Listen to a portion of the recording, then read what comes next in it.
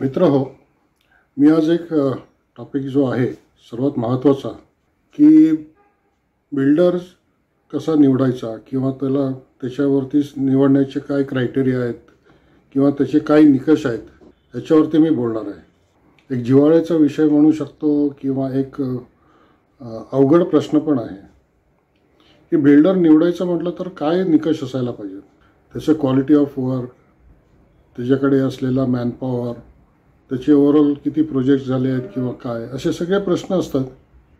पण विचार करा कुठला सर्वात महत्त्वाचा प्रश्न असेल, कुठला सर्वात महत्त्वाचा निकष आहे. अर्थात हा पहिला निकष बघायला लागतो, मग बाकीचे पण आपण क्रायटेरिया ठेवू शकतो आणि ते सगळे फुलफिल व्हायला पाहिजे. म्हणजे एक चेकबॉक्स आपल्याला करावा लागतो की हा क्रायटेरिया मिळतो का, हा क्रायटेरिया मिळतो का, हा क्रायटेरिया मिळतो का. आणि हे 3-4 क्रायटेरियाज मिळत असतील किंवा जास्त पण आपण करू शकतो, तरच त्याला आपल्याला निवडायचं. तर विचार करा, पहिला क्रायटेरिया काय असेल. तर पहिला क्रायटेरिया आहे की तो प्रोजेक्ट वेळेवर करतो का, हा पहिला प्रश्न आहे किंवा क्रायटेरिया आहे. तुम्ही जर बघत असाल की आज मुंबईमध्ये पुष्कळ जण म्हणतात 5,000 प्रोजेक्ट्स रखडलेले आहेत, पुष्कळ लाखाने लोक आज बेघर आहेत. त्याला कारण काय आहे की तो बिल्डर किंवा काय त्याचे प्रोजेक्ट्स डिले झालेले असतात, कधी वेळेवर कंप्लीट होत नाहीत, कधी झालेलेच नाही आहेत. आणि त्याच्यामुळेच आपल्याला हा निकष ठेवायला लागतो की तो वेळेवर काम करतो का. म्हणजे 3 वर्षाचा जो वेळ आहे जो आपण बिल्डरला रिडेव्हलपमेंटसाठी देतो, तो फुलफिल करू शकतो का. आणि त्याचा रेकॉर्ड काय आहे, ट्रॅक रेकॉर्ड काय आहे, हा सर्वात महत्त्वाचा प्रश्न आहे. तुम्ही जर त्याचे पूर्वीचे प्रोजेक्ट्स बघितलेत किंवा आता चालू असलेले प्रोजेक्ट्स बघितलेत आणि त्या प्रोजेक्ट्समध्ये काय कुठपर्यंत आलं आहे किंवा किती रखडले आहेत हे बघण्याचा सर्वात महत्त्वाचा प्रश्न आहे. जर त्याने आता त्याचे प्रोजेक्ट रखडले आहेत, आता 10 वर्ष झाली, अजून तो रेराकडे त्याचं हे होतं, डिलिव्हरीचं काय म्हणतात ते, कस्टमर गेले आहेत, काही ठिकाणी क्रिमिनल केसेस झालेले असतील. एक गोष्ट लक्षात ठेवा की त्याच्याकडे जो बायर आहे त्याने पैसे देऊन बिल्डरकडे घर घेतलेलं आहे आणि त्याचं काम झालेलं नाही आहे 5 वर्ष 10 वर्ष, आणि तो सांगतोय की माझी कंप्लेंट आहे, त्याने नाही दिलं आहे, तर तुम्हाला ते एकदम सिरियसली घ्यायला पाहिजे. कारण जी बाहेरची गत आहे तीच तुमची रिहॅबिलिटेशन, म्हणजे जे एक्झिस्टिंग सभासद आहेत त्यांची पण गत होऊ शकते. आणि त्याचा प्रोजेक्ट जर रखडलेला असेल तर बायर किंवा एक्झिस्टिंग मेंबर्स हे दोघे रखडणार. पण बायरला प्रोटेक्शन आहे आणि रिहॅबिलिटेशनच्या मेंबर्सना फार थोडं प्रोटेक्शन आहे. त्याच्यावरती पण मी येतो. पण त्याचं जर प्रोजेक्ट रखडत असेल किंवा काय, तर त्याच्यामध्ये का प्रोजेक्ट रखडले जात आहेत, म्हणजे हा दुसरा क्रायटेरिया आहे. तो आपल्याला चाचपडून किंवा तो बघावा लागेल, सिरियसली बघायला लागेल. आणि त्याचे प्रोजेक्ट्स का रखडले आहेत किंवा त्याचा फायनान्शियल काय प्रॉब्लेम आहे. बहुतेक ठिकाणी हा प्रॉब्लेम आहे की फायनान्स त्याने बरोबर मॅनेज केलेला नसतो आणि त्याचे प्रोजेक्ट रखडतात. आपण बघितलं की पुष्कळ जण खूप जास्ती प्रोजेक्ट घेतलेत, एका प्रोजेक्टचा पैसा घेतला लोकांकडनं, दुसऱ्या प्रोजेक्टमध्ये जमीन घेतली, असं पूर्वी खूप चालायचं. रेरा आणि महारेरा आल्यानंतर हे कमी झालं हे आपण असं म्हणतो. पण अजूनही डिलिव्हरीज बिल्डरच्या वेळेवर होत नाही आहेत आणि काही बिल्डर, मोठे बिल्डर अजूनही त्यात अडकलेले आहेत. ते कसे काय सर्वाईव्ह होतात हेच आता मोठं एक काय म्हणतात ते कोडं पडलं आहे मला. आणि त्यांना काय पॉलिटिकल बॅकिंग आहे का, ते बँक्स अजूनही त्यांच्याकडे कानाडोळा करतायत त्यांच्या पोझिशनचा. पुष्कळ वेळा असे प्रोजेक्ट जेव्हा होतात त्या बहुतेक बँक्रप्सीचा जो कोड आहे, इंडियन बँक्रप्सी कोड जो म्हणतो, तो लागू होतो. एक विचार करा, समजा जेव्हा फायनान्शियल आपण प्रोजेक्टचं फायनान्स बघतो त्यामध्ये एका प्रोजेक्टमध्ये कॅश फ्लो हा सर्वात महत्त्वाचा मुद्दा असतो. कॅश फ्लो म्हणजे काय आहे की तुमच्याकडे जे पैसे खर्च होतात त्याच्या अगेन्स्ट तुमच्याकडे पैसा आला पाहिजे, ॲक्च्युअल कॅश यायला पाहिजे. त्याचं एक थोडंसं मी विस्तृतपणे सांगतो की एक बिल्डर असेल त्याचे वेगवेगळे खर्च असतात.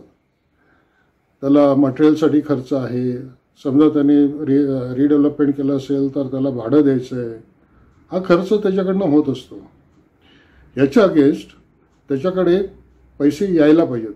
तर पैसे कुठनं येणार? तर त्याचा सेल जो कंपोनंट आहे तो व्यवस्थित व्हायला पाहिजे.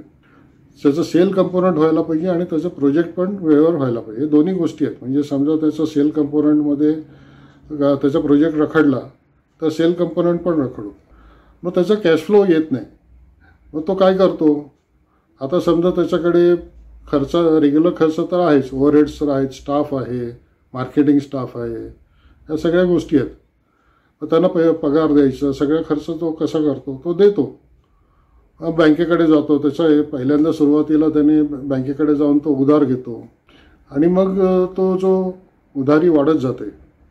एक तुम्हाला उदाहरण, आपल्या सामान्य माणसाचंच उदाहरण घेतो. समजा एक माणूस 10,000 कमवतो, त्याची कॅपॅसिटी आहे 25,000 कमवायची, पण तो 10,000 कमवतो आणि त्याचा खर्च आहे 15,000. तर 5,000 रुपये त्याला वर्षे जास्ती खर्च करायला लागतात. तो म्हणतो मी बँकेकडे जातो आणि हा पैसा घेतो. आता 5,000 रुपये महिन्याला म्हणजे वर्षाला 60,000 झाले आणि एक 10 वर्षात आपण पकडलं तर 6 लाख रुपये होतात. तुम्ही विचार करा की 10,000 रुपये त्याला खर्च करायचे, 10,000 रुपये त्याचा इन्कम आहे आणि तो 15,000 रुपये खर्च करतो आहे. आता ते जे लोन त्याचं ॲक्युमुलेट होतं आहे त्याचं व्याज पण त्याला सुरू होतं, तो पण खर्चाचा एक भाग आहे. हळूहळू 15,000चं 16,000 होतं, 17,000 होतं, 18,000 होतं. त्याची कॅपॅसिटी 25,000 कमवायची आहे आणि 25,000ला टच होतं. 25,000 टच झाल्यावरती त्याने जो इन्कम आहे, म्हणजे मी म्हणतो असं की त्यानं सेल आहे 25,000चा, त्याचा मतलब हे नाही की त्याचा 25,000 प्रॉफिट आहे, पण त्याचं 25,000 सेल आहे ते होत नाही आहे. त्याचा 25,000 खर्च होतो आहे आणि तो 10,000 15,000 त्याचं कॅश फ्लो आहे. कसं काय तो मॅनेज करणार? हळूहळू एवढं लोन होतं जे आपण आता बघतो आहे की 10 लाख कोटी हे झालं वगैरे. ते ह्याच गोष्टीसाठी होतं बिल्डरचं की त्याच्याकडे जो येणारा कॅश फ्लो असतो तो ज्या प्रमाणात यायला पाहिजे तो येत नाही. कधी कधी खूप जास्ती प्रोजेक्ट्स पण घेतल्यामुळे कॅश फ्लोचं तो एक भाग असतो. दुसरा भाग हा आहे की त्याचं जे मार्केटिंग आहे, प्रोजेक्ट्स घेऊन त्याचे जे एक ठराविक पिरियडमध्ये 3 ते 5 वर्षामध्ये प्रोजेक्ट कंप्लीट करून त्यातनं बाहेर पडायचं असतं, ते होत नाही. आणि ते न झाल्यामुळे त्याच्याकडे हा प्रॉब्लेम सुरू होतो. मग त्याचे ॲसेट टू लायबिलिटीज जो रेशो आहे तो खूप वाढतो. आता असेट टू लायबिलिटी म्हणजे किती असायला पाहिजे? ॲसेट म्हणजे तुमचे जे सगळे लँड हे ते सगळं जे असतं, मुख्यतः लँडच पकडूया, त्याच्या अगेन्स्ट लायबिलिटी किती असायला पाहिजे? समजा 1,000 कोटी असेल ॲसेट, तर 1,000 कोटी लायबिलिटी जर असेल तर ती खूप जास्ती समजली जाते. ती 50%, 30% याच्यापेक्षा जास्ती असू नये. काही काही बिल्डर्स फार हुशार असतात. ते बघतात की इनहाऊस फंड्समधूनच सगळं काम करतात. त्यांना हे समजतं की आपण जर खूप ओव्हरस्टेज केलं फायनान्सेस तर आपण डुबण्याच्या लाईनवरती जाऊ शकतो. म्हणून ते प्रोजेक्ट्स पण लिमिटेड घेतात. एका वेळेस 1-2 प्रोजेक्ट जे त्यांच्या फंड्समध्ये कॅपॅसिटी आहे तेवढ्यामध्येच ते काम करतात आणि बाहेर पडतात. पण काही काही खूप जास्ती प्रोजेक्ट्स घेतात आणि अजूनही घ्यायची तयारी असते आणि त्यांना त्याच्यामध्ये ते अडकत जातात. आणि ह्याच प्रॉब्लेममुळे पुष्कळसे जे सोसायटीज आहेत हे अडकतात आणि त्याच्यामुळेच लोकांना 10 वर्ष 15 वर्ष डिलिव्हरी मिळत नाही. हे जेव्हा घेताना, जेव्हा हे बिल्डर ठरवताना त्याचा बॅकग्राऊंड चेक होतं का व्यवस्थित? आज बहुतेक सोसायटी मेंबर्सना ह्या सगळ्या गोष्टीचा विचार पण करत नाहीत. बिल्डर आहे ना, तो त्याच्याकडे सगळं असतं आणि तो सगळं करू शकतो, तो काही भगवान आहे, सगळंच त्याच्या आलबेल असतं, तो काय पैसे देऊन सगळं हे करू शकतो, ठीक करू शकतो, असं एक आपल्याला वाटतं. पण तुम्ही बघितलं 2017 नंतर खूप मोठे बिल्डर्स हे जेलमध्ये गेलेले आहेत. याला कारणं आहेत आणि हेच मी त्याच्यावरती पण येतो. पण एक गोष्ट लक्षात घ्या की जे सोसायटीचे एक्झिस्टिंग मेंबर्स आहेत त्याच्यामध्ये कायद्यामध्ये किती प्रोटेक्शन आहे. तर तुम्हाला सांगतो की कायद्यामध्ये एक्झिस्टिंग मेंबर्सना काही प्रोटेक्शन नाही आहे. तुमचं जे डेव्हलपमेंट ॲग्रीमेंट आहे तो एक सिव्हिल ॲग्रीमेंट आहे आणि त्याच्यावरती तुम्हाला खूप जास्ती काही करता येत नाही. जो सेलेबल कंपोनंट आहे म्हणजे जो सेल होतो त्याच्याकडे खूप काही काय आहे. ते महारेराकडे जाऊ शकतात, ते कन्झ्युमर कोर्टमध्ये जाऊ शकतात, क्रिमिनल केस करू शकतात. म्हणजे इनफॅक्ट आता अशी परिस्थिती आहे की जर तुम्ही क्रिमिनल केस केली तर त्याच्यावरती आपले आता भारतीय न्याय संहितेप्रमाणे म्हणजे पूर्वीच्या याच्याप्रमाणे 420 जे आहे ते काही रेलिव्हंट कोड असेल तो, तसंच आपला मोफाच्या कायद्याच्या अंतर्गत त्याला क्रिमिनल केस करू शकतो, त्याला जेलमध्ये होऊ शकतो. पण सर्वात महत्त्वाचा आणि मोठा जो कायदा आहे तो महाराष्ट्र MPID म्हणून म्हणतात, तो Maharashtra protection of investors depositors act हा फारच स्ट्रिंजंट कायदा आहे. आणि त्याच्यामुळेच आणि याच्यामध्ये एक त्याचं विशेष न्यायालय आहे, त्याला एक कॉम्पिटंट ऑथॉरिटी आहे. आणि एकदा ते जेलमध्ये गेले की 6 महिने, वर्ष, 2 वर्ष जेलमध्ये जातात. तर हा जो कायदा आहे हा इतका स्ट्रिक्ट आहे की आज बिल्डर्स त्याच्यामुळे नवीन प्रोजेक्ट पण घ्यायला घाबरतात.